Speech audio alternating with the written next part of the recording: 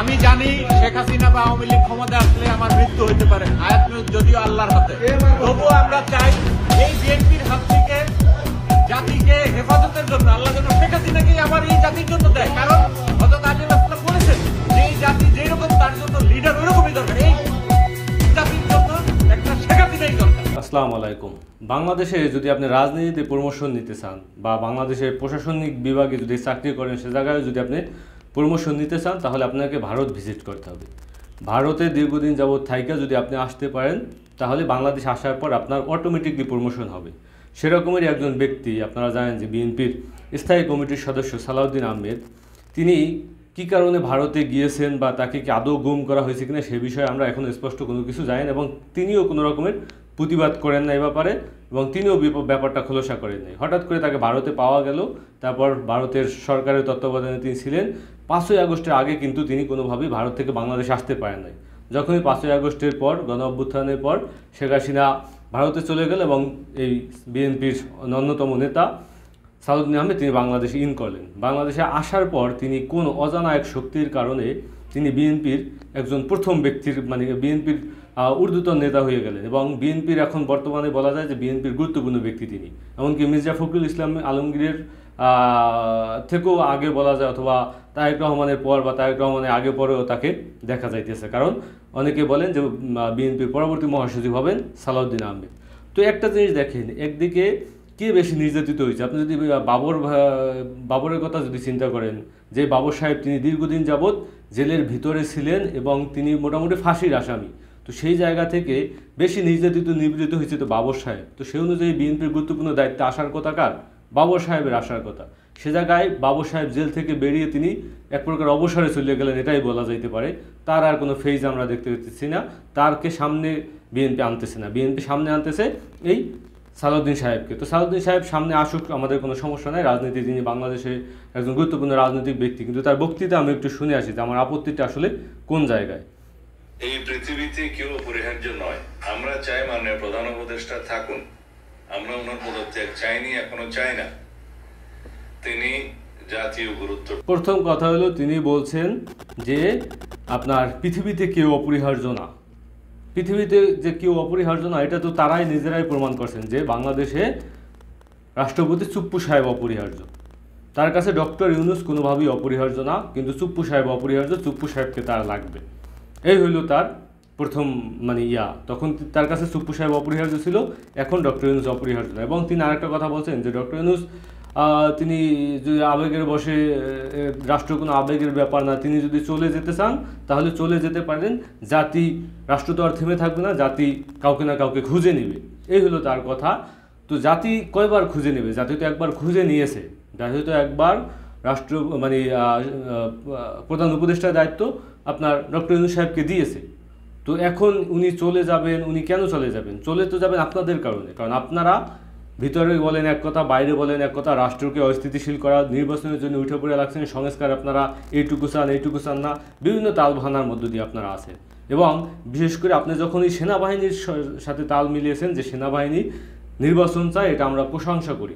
সেনাবাহিনী নির্বাচন চায় ভাই, একটা রাষ্ট্রের কি সেনাবাহিনী নির্বাচন চাইতে পারে? আপনারা সরকারের কাছে বারবার দাবি করেন, আপনারা আন্দোলন করেন, ঠিক আছে, কিন্তু আপনি সেনাবাহিনীকে কেন রাজনৈতিক মাঠে নামাচ্ছেন? রাজনীতি করা কি সেনাবাহিনীর কাজ? আপনি কেন সেনাবাহিনী রাজনৈতিক বক্তৃতা দেয় এবং সেটাকে আপনি প্রশংসা করেন? আপনার কাজ হলো আপনি প্রয়োজনীয় নির্বাচনের জন্য আপনি মাঠে নামা আন্দোলন করবেন, যা কিছু আপনি করবেন, কিন্তু সে জায়গায় আপনি এই সেনাবাহিনীকে কেন রাজনৈতিক মাঠে টেনে আনতেছেন? জায়গায় প্রধান উপদেষ্টা আছেন, তিনি আপনার সরাসরি রোডম্যাপ তো দিয়ে দিয়েছেন যে ডিসেম্বর থেকে জুনের ভিতরে নির্বাচন হবে। তারপর আপনাদের যদি তর সহ্য না হয়, আপনারা আন্দোলন করেন, নির্বাচন আদায় করে নেন। কিন্তু সেনাবাহিনী এবং রাষ্ট্রপ্রধানকে মুখোমুখি করে দেন, তারা তার কী বক্তৃতা দিয়েছে সেটা নিয়ে আপনি একজন গুরুত্বপূর্ণ ব্যক্তি, একজন জ্ঞানী গুণী ব্যক্তি হয়ে এই কথাকে আপনি বলতে পারেন? তো এভাবেই আসলে তারা সরকারকে, যাতে ডক্টর ইউনূস কোনোভাবে টিকে থাকতে না পারে, সেই ভারতের যে মেটিকুলাস প্ল্যান সেটা বাস্তবায়নের জন্য তারা মাঠে নামছে, না তারা আসলেই নিজেরা নির্বাচন চাইতেছে, নাকি ডক্টর ইউনূসকে সরানোর জন্য, হাঁটানোর জন্য নির্বাচন চাইতেছে, আমি বুঝি না। কারণ যে সংস্কার একটা অভ্যুত্থান হয়েছে, সেই অভ্যুত্থানকে প্রথমে তারা বিপ্লব বলছিল, গণ অভ্যুত্থান বলছিল, এখন সেটাকে এমনভাবে তারা যে উপস্থাপন করতেছে যে আসলে কোনো কিছু হয়ই নাই।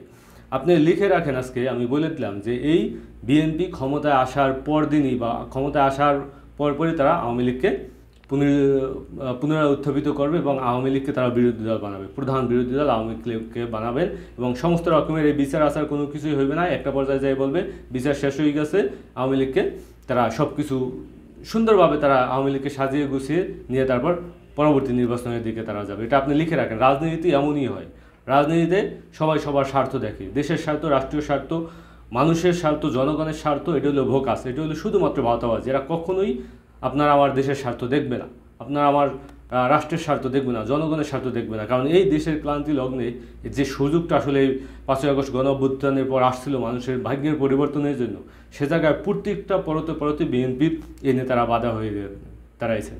যদিও তারেক রহমান তিনি আসলে তার এই নিয়ন্ত্রণ এই দলের প্রতি আদৌ আছে কিনা বা থাকলে কতটুকু আছে তাও আমরা জানি না।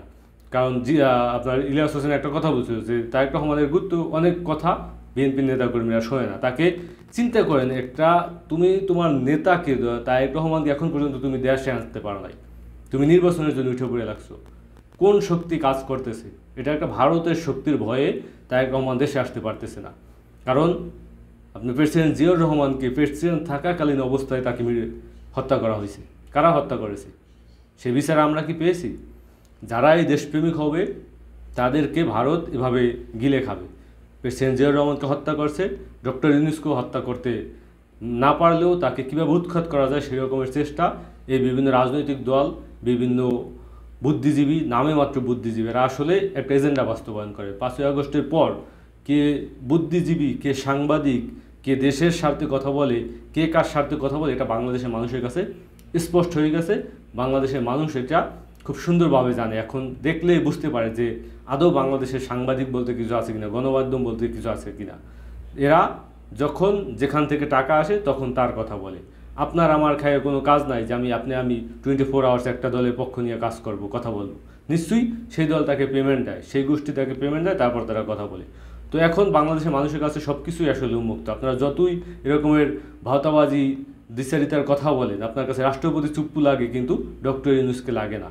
রাষ্ট্রপতি চুপ্পু তার কাছে প্রিয় ব্যক্তি এখন, আর জেনারেল ওয়াকার সাহেবও তার কাছে প্রিয়, কারণ তিনি নির্বাচনের কথা বলছেন। কিন্তু আমরা চাই না কোনোভাবে রাষ্ট্রের ভিতরে সেনাবাহিনী এসে নাক গলাক বা সেনাবাহিনীকে রাষ্ট্রের ডক্টর ইউনূসের মুখোমুখি দাঁড় করিয়ে দেওয়া হোক। আপনারা এই বক্তৃতার মাধ্যমে সেনাবাহিনী এবং প্রধান উপদেষ্টাকে মুখোমুখি দাঁড় করে দিতেছেন। আমাদের দেশের প্রত্যেকটা সেনাবাহিনী দেশপ্রেমিক, তারা রাষ্ট্রের স্বার্থে, দেশের স্বার্থে সেই ৫ই আগস্ট গণ অভ্যুত্থানের একটা গুরুত্বপূর্ণ ভূমিকা পালন করছে। তো সেই জায়গা থেকে তারা সেই জায়গা আছে, আমরা চাই না তাদেরকে কোনোভাবে কলঙ্কিত করতে। অবশ্যই ডক্টর ইউনূস একটা গুরুত্বপূর্ণ সময় কিছু সংস্কার করে তারপর তিনি একটা গণতন্ত্রের দিকে যাবেন, একটা গণতান্ত্রিক সরকার গঠনের দিকে যাবেন, সেটা তিনি সুস্পষ্ট ভাবে বলেছেন। এবং এটাও তিনি বলেছেন যে প্রশাসন আমাকে সাহায্য সহযোগিতা করতেছে না, আমি কোনো কিছু বলে সেটা শুনতেছে না। তিনি যে সুষ্ঠু নির্বাচন দিতে পারবেন তারও কোনো নিশ্চয়তা নাই। এখন শেষমেশ আপনারা জানেন যে আজকে সন্ধ্যা 7টায় বিএনপিকে ডাকা হয়েছে এবং সেই বিএনপি সন্ধ্যা 7টায় যাবে কি না সেটাও সালাউদ্দিন সাহেব বলতেছে যে আমরা প্রধান উপদেষ্টার সাথে সাক্ষাৎ করব কি না সে ব্যাপারে এখন আমরা সিদ্ধান্ত নিই নাই। তো 7টায় বিএনপির সাথে সাক্ষাৎ, তারা বিএনপি যাবে কি যাবে না সে ব্যাপারে এখনও তারা স্পষ্ট করে নাই। এবং 8টার সময় জামাতের সাথে বৈঠক আছে প্রধান উপদেষ্টার। জামাত তো আগে থেকেই বলে দিছে যে রাজনৈতিক দলগুলোর সাথে বৈঠক করেন, তারপর একটা সিদ্ধান্তে আসেন যে কী করা হবে। শুধুমাত্র এই প্লেন আকাশে উড়িয়ে তারপর আপনি তো চাইলেই হঠাৎ করে আপনি পদত্যাগ করতে পারেন না, কারণ এটা চলন্ত জায়গায় আমরা আছি। তো সেই জায়গায় আপনাকে যদি পদত্যাগও নিতে চান তাহলে একটা জাতীয় সরকার গঠন করে দেন আমাদেরকে, তারপর আপনি পদত্যাগ নেন। সেখানে যদি তারেক রহমানের প্রধান ব্যক্তি থাকে তাহলেও কোনো সমস্যা নেই, কিন্তু অবশ্যই আমরা একটা গণতান্ত্রিক সরকার চাই। আমরা চাই না কোনো তৃতীয় শক্তি, দ্বিতীয় শক্তি বাংলাদেশের ভিতরে ঢুকুক বা বাংলাদেশের কোনো অদৃশ্য শক্তি এসেই তারপর বাংলাদেশের ক্ষমতা দখল করুক। এই ধরনের ধসার ভিতরে আমরা থাকতে চাই না। সংস্কার যদি নাও হয় তারপর আমরা একটা আমাদের দেশের নেতৃবৃন্দ বা আমাদের দেশের জনগণ যাতে ভোট দিয়ে একটা গণতান্ত্রিক সরকার নির্বাচন করতে পারে সেদিকে আমরা যাওয়ার জন্য অবশ্যই ডক্টর ইউনূস একটা রোডম্যাপ দিবেন, কিন্তু সেইটুকু আমাদের তর সইতেছে না এই রাজনৈতিক দলগুলোর কারণে, ভারতীয় চরদের কারণে। তো অবশ্যই ডক্টর ইউনূস আজকে আপনারা জানেন যে 2টা রাজনৈতিক দলের সাথে বৈঠক করার পর তিনি একটা জাতির উদ্দেশ্যে ভাষণ দিবেন। তো সেই ভাষণের অপেক্ষায় আমরা আছি, দেখি তিনি কি বলেন। আসসালামু আলাইকুম।